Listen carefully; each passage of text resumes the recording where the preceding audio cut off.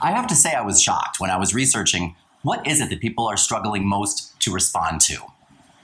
In the United States, the number one thing that people struggle responding to is, how are you? I'm amazed, but I've got the answer. Are you ready? DanGunnerTraining.com. Okay, I'm going to assume that if you're watching these videos, it's because you invest in yourself and you invest in your communication skills and your personal and professional development.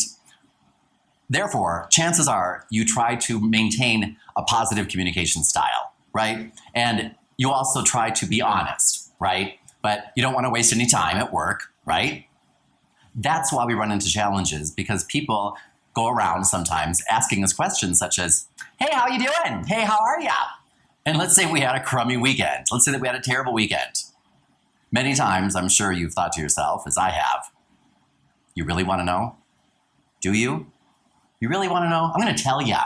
You know what I mean? But that's why tactical communication is so important. Remember that tactical communication helps us meet all of our goals at the same time. For example, if I want to sound positive and be honest and not waste any time, I could simply respond to that question with an unbelievable and then get back to work. Because you can say unbelievable and that covers it any way you want to cut it.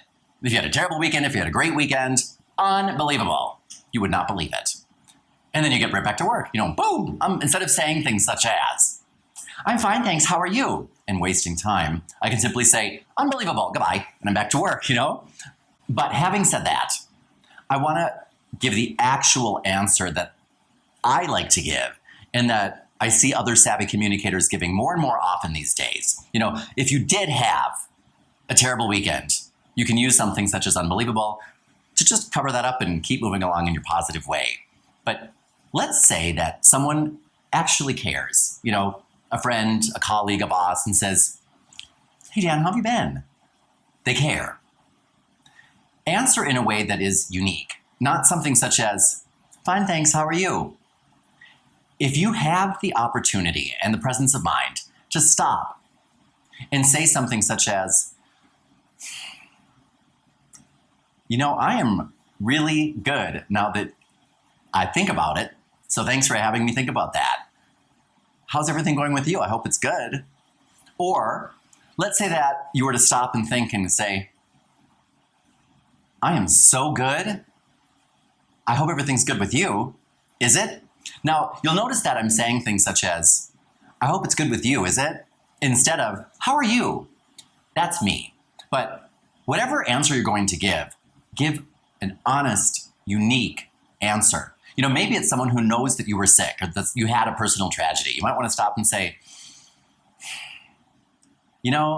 I am better every day and I am blessed to have people around me like you. Thank you so much. And when someone asks, how are you? You are not obligated to say, how are you? Remember, be honest and genuine and authentic in your communication. And when you ask somebody how they are, don't just ask, how are you? How are you? Ask somebody a little more than that. If you know someone well enough to ask them how things are going, be specific. Something more along the lines of, hey, John, how are you enjoying your first week at work? Or, hey, Mary, how are you and your family liking the new house? Or, hey, John, how are you and the wife enjoying your new family member? Or even to a customer, something such as, hi, I hope you're enjoying your new spring line. What can I help you find? When you are asking somebody how they are, be specific and be genuine. Just as when someone asks you how you are, if you have the opportunity to pause and give a unique answer such as, oh, I am so good and so grateful that you asked. What's up with you? What's new?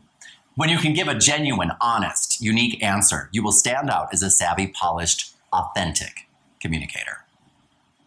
DanGunnerTraining.com.